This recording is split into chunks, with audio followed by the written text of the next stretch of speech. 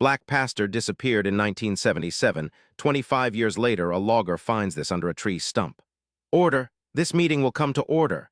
Mr. Wilson, you have no evidence for these outrageous accusations against respected members of this community. I'm going to have to ask you to leave.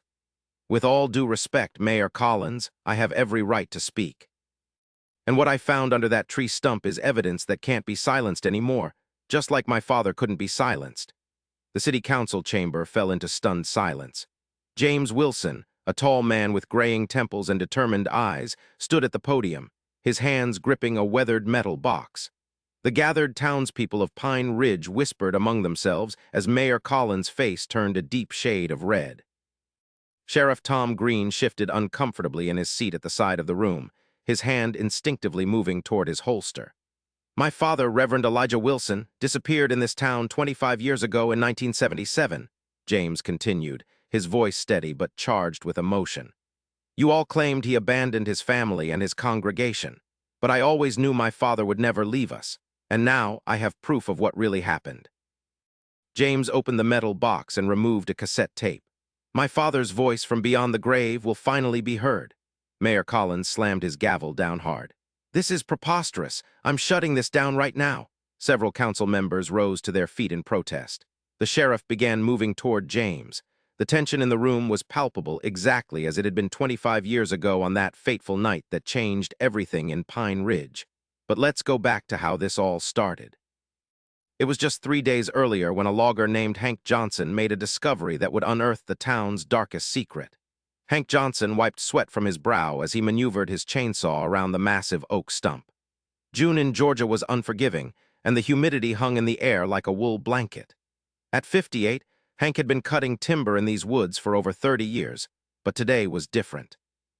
The landowner wanted this particular section cleared for development land that had remained untouched for decades. As Hank's saw bit into the heart of the stump, it made an unusual sound, metal striking metal. He immediately shut off the saw and knelt down to investigate. Using his work-worn hands, he dug around the stump and uncovered something that made his heart race. A metal box, about the size of a small suitcase, sealed tight and secured with a padlock that had almost rusted through. Well, I'll be, Hank muttered to himself, brushing dirt from the container. Something told him this wasn't just some old toolbox. The way it had been deliberately buried beneath the roots of the oak, this was meant to be hidden. Back at his truck, Hank broke the rusted padlock with a hammer. Inside, protected by plastic, he found a collection of papers, photographs, and a cassette tape labeled in neat handwriting.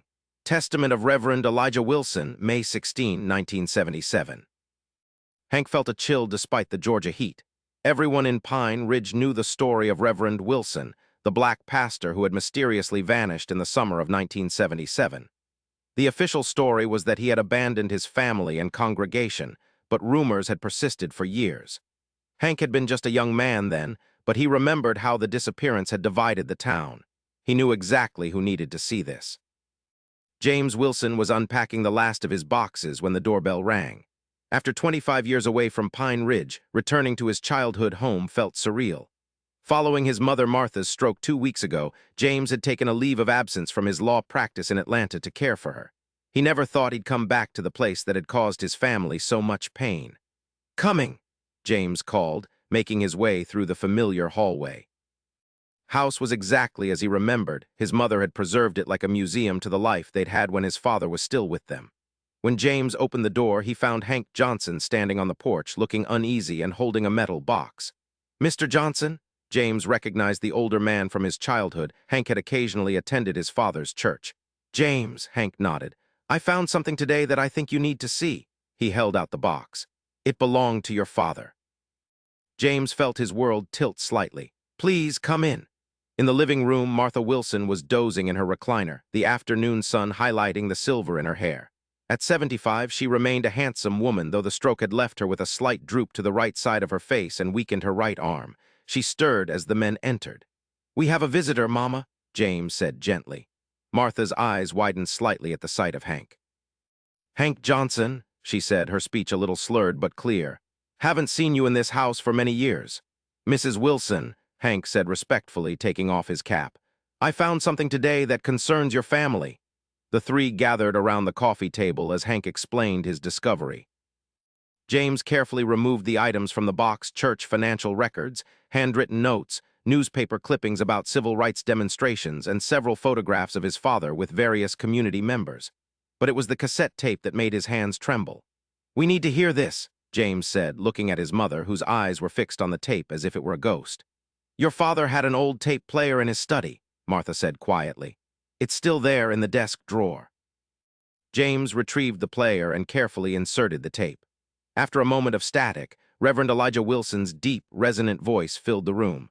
"This is the testament of Reverend Elijah Wilson, recorded on May 16, 1977. If you are hearing this, then my fears were justified, and I am no longer able to speak for myself." Martha let out a small sob, hearing her husband's voice for the first time in 25 years. "I have uncovered evidence of corruption within Pine Ridge that reaches to the highest levels of local government.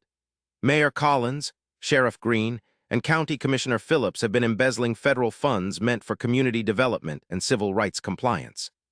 The recording continued, detailing how Elijah had discovered financial documents proving that funds allocated for integrating public facilities and supporting black businesses had instead been diverted to private accounts. It also described threats the Reverend had received when he confronted the officials. "I fear for my safety, but I cannot stay silent.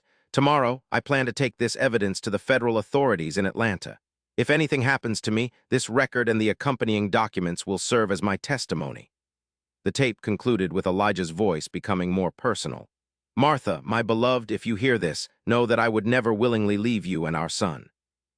James, my boy, grow to be a man of principle. Stand for truth even when the cost is high. I love you both more than words can say." When the tape clicked off, the room was silent except for Martha's quiet weeping. James sat stunned, a mixture of vindication and grief washing over him. For 25 years, he had known in his heart that his father hadn't abandoned them. Now he had proof. "Your daddy was a good man," Hank finally said. "Too good for this town, maybe. But he deserved better than to be remembered as a man who ran out on his family." James nodded, still processing. "Thank you for bringing this to us, Mr. Johnson. This changes everything." "What will you do with it?" Hank asked. James looked at his mother, who had straightened in her chair, a new fire in her eyes despite her tears. "First, I need to understand exactly what happened," James said. "Then we're going to make sure everyone knows the truth." "Uncle Hank called and told me he'd found something, that box under the tree stump. Is it true? Did it belong to your father?" James nodded, immediately liking her directness. "It did. I was hoping you might help me with some research. I understand you tried to do a story on my father's disappearance a few years back." Clara closed her laptop and leaned forward eagerly. "They killed that story faster than you can say small-town politics. My editor suddenly decided it wasn't newsworthy after a visit from Mayor Collins." She lowered her voice. "But I kept all my notes and research. I've always believed there was more to your father's disappearance than the official story." "I'd like to see everything you have," James said. "My apartment is just upstairs. I can show you now if you have time." Clara's apartment was small but tidy, with bookshelves lining every available wall space. She pulled out a file box labeled Wilson Case and placed it on her coffee table. "I interviewed about 20 people who knew your father," she explained as James began looking through the materials. "Church members, civil rights activists he worked with, even a few of the white business owners who initially resisted integration but later came around to your father's way of thinking." "Did anyone mention a meeting the night he disappeared?" James asked. Clara rifled through some papers.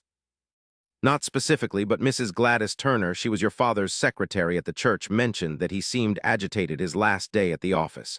She said he received a phone call that afternoon that upset him." "Did she know who called?" "No, but she said after the call, your father made a phone call of his own to someone named Bobby Jenkins." James frowned. "I don't recognize that name." "He was a young deputy back then, worked under Sheriff Green," Clara explained, pulling out a newspaper clipping with a group photo of the sheriff's department circa 1976. She pointed to a young black officer standing somewhat apart from the group. "Bobby Jenkins was Pine Ridge's first black deputy," Clara continued. "He left the force shortly after your father's disappearance, moved to Macon, I think. Can you find out if he's still there?" Clara was already reaching for her laptop. "On it." While Clara searched for information on Bobby Jenkins, James continued looking through her research. One name kept appearing in witness statements: William "Billy" Phillips, the county commissioner who had been mentioned in his father's recording along with Mayor Collins and Sheriff Green. "What happened to Commissioner Phillips?" James asked. Died of a heart attack in 1983, Clara replied, still typing. His son, David Phillips, took over his construction business and is now on the city council himself. And Mayor Collins is still in office after all these years. Pine Ridge's longest-serving mayor, Clara confirmed. He's planning to retire after this term, though. His health isn't good cancer, from what I hear, though they try to keep it quiet. Something clicked for James. The land where my father's box was found, who owns it? Clara looked up from her computer. That's part of the old Phillips property. David Phillips just sold it to a developer last month. They're planning to build a shopping center there. After all these years, why sell now? James mused. Money talks, Clara suggested, but then her expression changed to excitement. Found him, Robert Bobby Jenkins is now a detective with the Macon Police Department. Been there for over 20 years. James felt a surge of hope. I need to talk to him today if possible. Macon's only about an hour-and-a-half drive, Clara said, jotting down an address and phone number. But what if he doesn't want to talk? It's been 25 years. He'll talk to me, James said with quiet confidence. My father always taught me that the truth has a way of demanding to be heard. The drive to Macon gave James time to think. The pieces were starting to align, but the central question remained, what had happened to his father that night? And after 25 years, could justice still be served? Detective Robert Jenkins had agreed to meet James at a small diner on the outskirts of Macon. When James entered, he immediately spotted an older black man sitting alone in a corner booth, his posture still carrying the alertness of a law enforcement officer. Detective Jenkins? James approached the table. The man looked up, studying James's face. After a moment, recognition dawned in his eyes. You look just like your daddy, he said quietly. James slid into the booth across from him. Thank you for agreeing to meet me. Jenkins nodded, his expression guarded. When you called, I knew this day had finally come, been expecting it for 25 years, to be honest. Then you know why I'm here. Your father's disappearance, Jenkins confirmed, or more accurately, his murder. Even though James had suspected the truth, hearing it stated so plainly sent a shock through him. You know for certain he was killed. Jenkins's eyes held years of regret. I was there that night, son, not when it happened, but after. I helped cover it up. He held up a hand as James stiffened. Not willingly. I was a young deputy, the only black officer in a department that barely tolerated my presence. I was trying to change things from the inside, just like your father was trying to change things from his pulpit. What happened? James asked, his voice tight with emotion. Jenkins took a deep breath. Your father called me that afternoon. Said he had evidence of corruption and was planning to take it to the FBI. Asked if I'd seen anything suspicious at the department. I told him I'd noticed some unusual meetings between Green, Collins, and Phillips, but nothing concrete. And later that night, around 11:30, I got a call from Sheriff Green to meet him at the old quarry outside town. When I arrived, Green and Phillips were there, and Mayor Collins was just leaving in his car. And there was your father's car. Jenkins paused, his eyes distant with the memory. There was blood on the ground beside it, a lot of blood. James felt cold despite the warm June day. My father's blood. Jenkins nodded grimly. Green told me there had been an incident, that your father had attacked Phillips and Green had been forced to shoot him in self-defense. But I knew that was a lie. Your father wasn't a violent man, and the blood pattern didn't match that story. What did they do with his body? James asked, the question painful even after all these years. I don't know for sure, Jenkins admitted. Green sent me to get a tarp from my cruiser. When I came back, Phillips was backing up his truck to the edge of the quarry. Green told me to go home, forget what I'd seen. Said if I talked, no one would believe a black rookie deputy over the sheriff and county commissioner anyway. But you didn't forget, James said. How could I? Jenkins's voice was heavy with regret.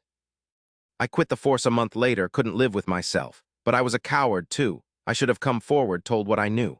You're telling me now, James said. Would you be willing to make a formal statement? Jenkins looked James in the eye. That's why I agreed to meet you. I'm ready to tell the truth, even if it means facing charges myself for the cover-up. I've lived with this guilt for 25 years. It's time. As they left the diner, Jenkins put a hand on James's shoulder. Your father was a good man, James. He stood up when others wouldn't. Pine Ridge didn't deserve him. No, James agreed. But he deserved justice, and now finally he might get it. The drive back to Pine Ridge was a blur. James's mind raced with everything he had learned and the steps he needed to take next. By the time he arrived home, it was past dinner time. He found his mother sitting in the living room with Hank and Clara. We were getting worried, Martha said as he entered. I met with Bobby Jenkins, James told them, sinking into a chair. He confirmed it, Mama. Dad was killed that night. Martha closed her eyes briefly, her face a complex mixture of pain and vindication. I've known in my heart for 25 years who did it. Sheriff Green pulled the trigger, but Mayor Collins and Commissioner Phillips were involved in the cover-up. James looked at Clara. I need your help to write this story to make sure everyone in Pine Ridge knows the truth. Clara nodded firmly. My editor won't publish it, but I know journalists at the Atlanta Journal-Constitution who will. This is bigger than Pine Ridge now. We'll need to go to the State Bureau of Investigation, James added. Jenkins is willing to testify. Hank, who had been quiet until now, spoke up. There's something else you should know. That quarry where it happened, Phillips filled it in back in 1980. It's part of the Pine Grove subdivision now. James felt his mother's hand grip his arm. You think that's where? She couldn't finish the question. We need to find out, James said grimly.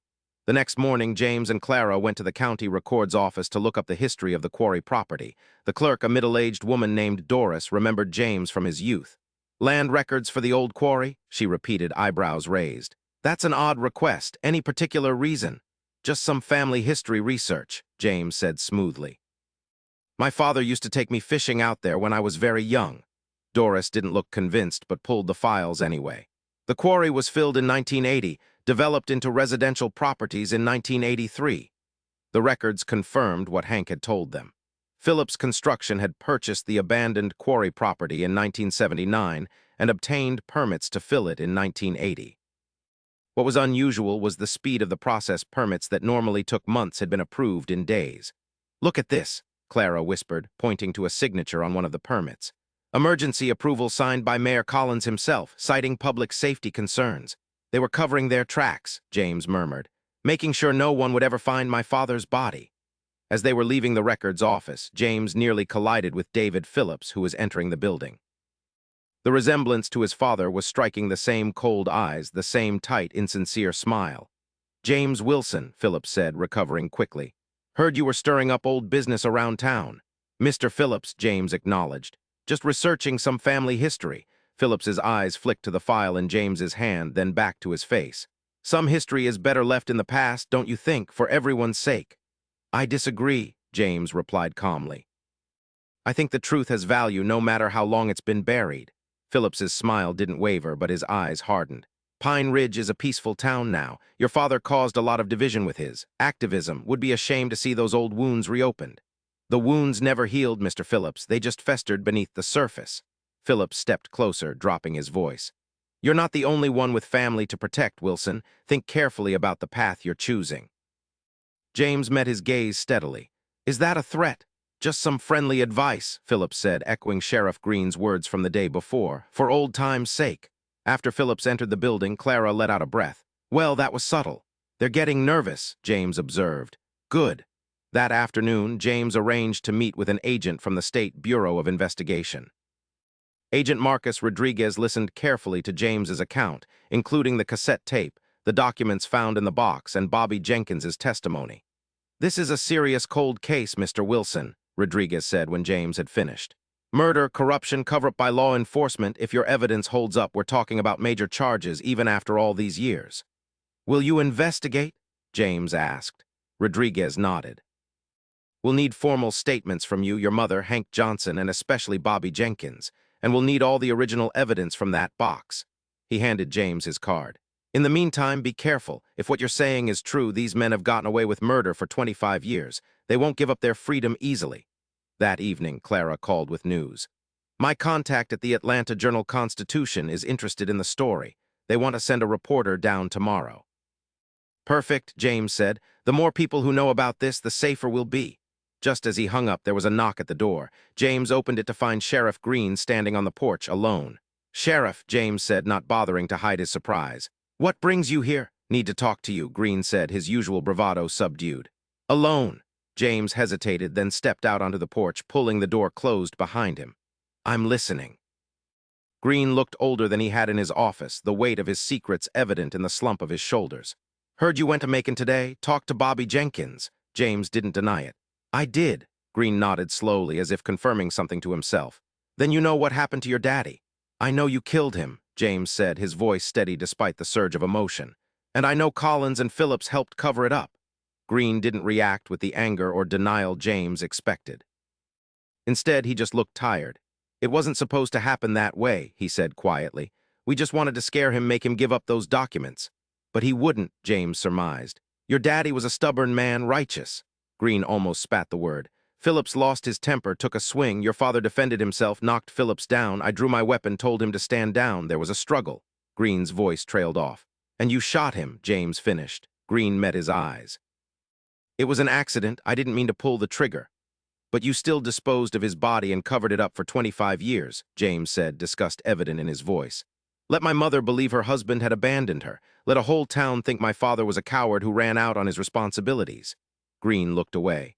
We panicked. Phillips said we had to protect ourselves, protect the town from scandal. It was wrong, I know that. I've known it every day since. Why are you telling me this now? Because I'm dying, Green said simply. Cancer, got maybe 6 months left. I can't take this to my grave. He reached into his pocket and removed a folded piece of paper. Written confession, everything that happened that night and what we did after. James took the paper, unfolded it to see Green's signature at the bottom. Why should I believe this isn't some kind of trick? Check with my doctor if you don't believe me about the cancer, Green said. As for the confession, what would be the point of lying now? It's over, James. Collins is dying too. Phillips is the only one still healthy enough to face what's coming, and he deserves it more than any of us. He's the one who pushed to fill in that quarry to make sure your daddy's body was never found. Where exactly is my father buried? James asked, the question he'd wanted answered for 25 years. Green pointed vaguely east. The quarry, near the north edge. There's a house there now, the blue one with the white shutters at 1242 Pine Grove Drive. Your daddy's remains are about 20 feet below the backyard swimming pool. James felt sick at the casual way Green described his father's makeshift grave. I'm taking this confession to the State Bureau of Investigation. You'll still face charges. Green nodded, resigned. I know, just wanted you to hear it from me first. He turned to go, then paused. Your daddy was a better man than any of us, James. This town wasn't ready for him. Maybe it still isn't. After Green left, James stood on the porch for a long time, the confession clutched in his hand. When he finally went inside, he found his mother waiting in the living room. That was Sheriff Green? She asked. James nodded, sitting beside her. He confessed, Mama, to killing Dad and covering it up. Martha took the confession with trembling hands. After all these years, she whispered. We're going to clear Dad's name, James promised. Everyone will know the truth. The next morning, James delivered Green's confession to Agent Rodriguez, who immediately began the process of obtaining warrants. By noon, the news had spread through Pine Ridge like wildfire. Sheriff Green had confessed to killing Reverend Wilson 25 years ago. James had scheduled a press conference on the steps of the church his father had once led. Reporters from Atlanta had arrived, and Clara was there with her notebook, finally able to tell the story she had been pursuing for years. But before the press conference could begin, James received an urgent call from Agent Rodriguez. We have a problem, the agent said. David Phillips is barricaded inside his house, says he has evidence that will set the record straight about your father's death. He's threatening to destroy it unless you come talk to him personally. It's a trap, James said immediately. Probably, Rodriguez agreed. But what if he does have something important? We've got the house surrounded. You'll be protected if you choose to go in. James thought of his father, who had never backed down from confronting injustice, even when it put him in danger. Text me the address. I'm on my way. When James arrived at the Phillips house, the street was blocked off with police vehicles. Agent Rodriguez briefed him on the situation. Phillips is alone inside. No hostages, but he claims to have a gun. Specifically asked for you. Any idea what this evidence might be? James asked. Rodriguez shook his head. Could be legitimate, could be nothing. We'll wire you for sound, and we have snipers with eyes on all windows. First sign of trouble, we come in. Minutes later, James was walking up the path to Phillips's front door, a concealed wire transmitting everything to the agents outside. His heart pounded, but his steps were steady. David Phillips opened the door before James could knock. Come in, Wilson. Just you. The house was expensively furnished, but felt cold and impersonal. Phillips led James to his study, where papers were scattered across a large desk. You've been busy, Phillips said, his composure cracking slightly.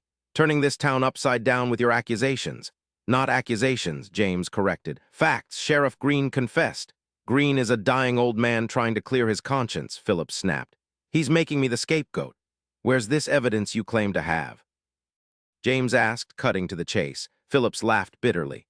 You're just like your father, no patience for niceties. He picked up a manila folder from his desk. You want to know who really killed Elijah Wilson? It wasn't Green, it was my father. James stared at him. Your father, Commissioner Phillips. The same, David confirmed, a strange mix of shame and defiance in his voice. My father had a violent temper. When your father confronted them with evidence of the embezzlement, my father attacked him. Green tried to break it up, but his gun went off in the struggle. It was my father's idea to dispose of the body in the quarry, my father's idea to fill it in later.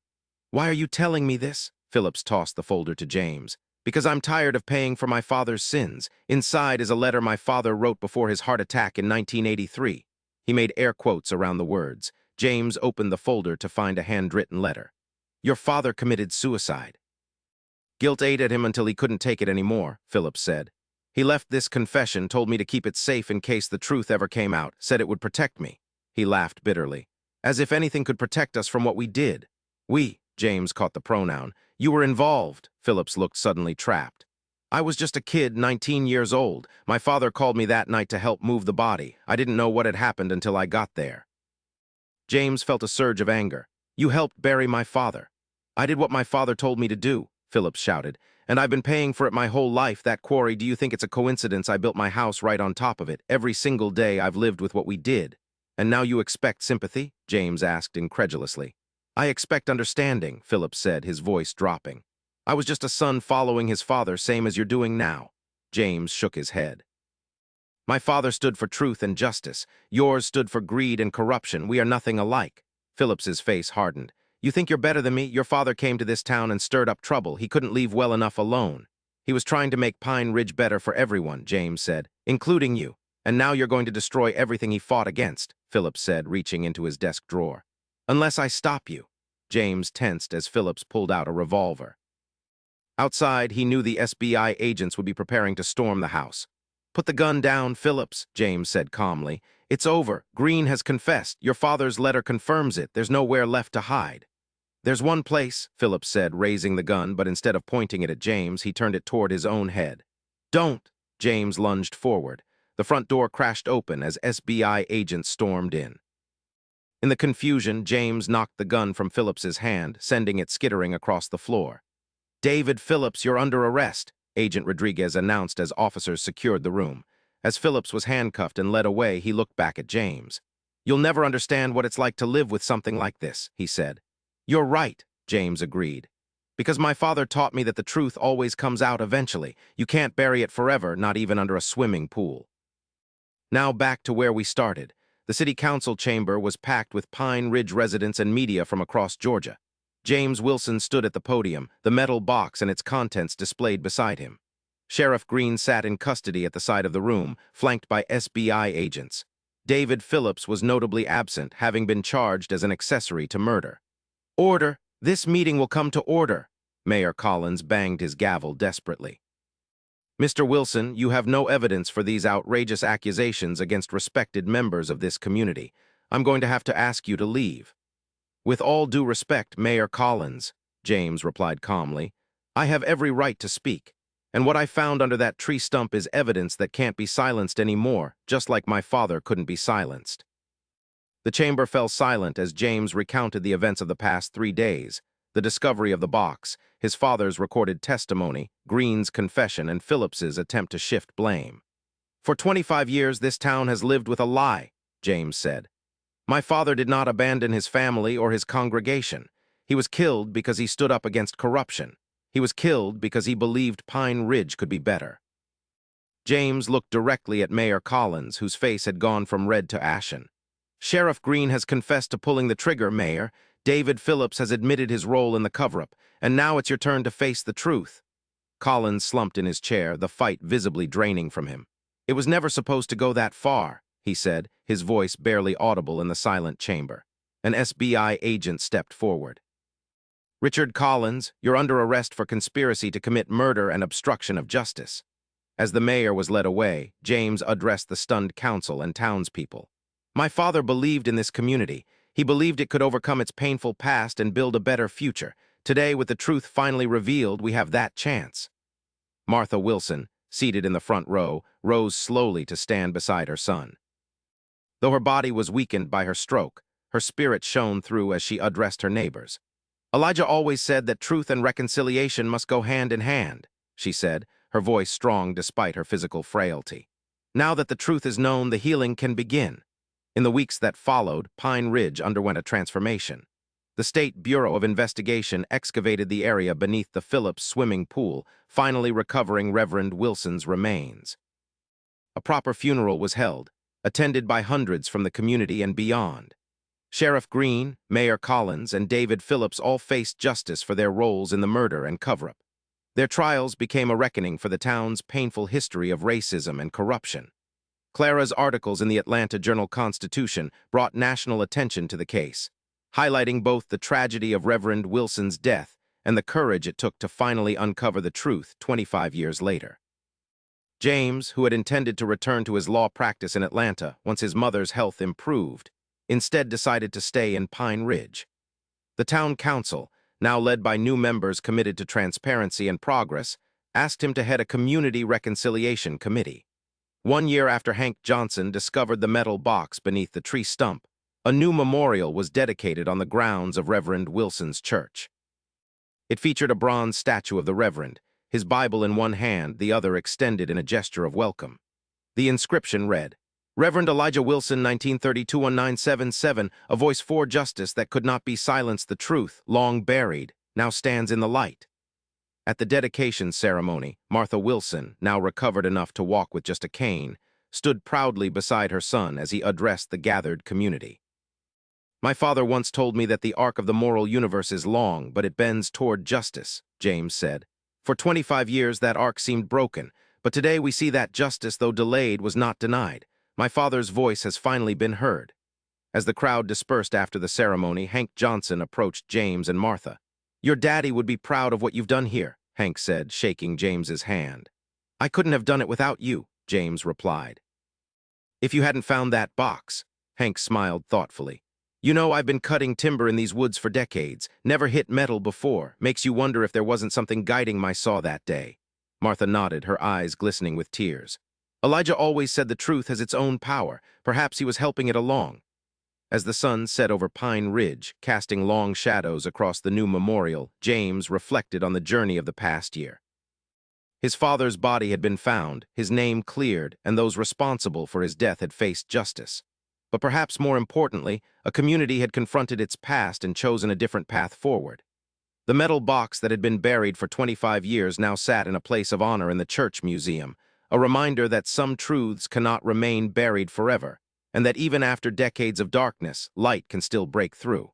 Thank you for listening. If this story touched you, please consider subscribing and share your thoughts in the comments.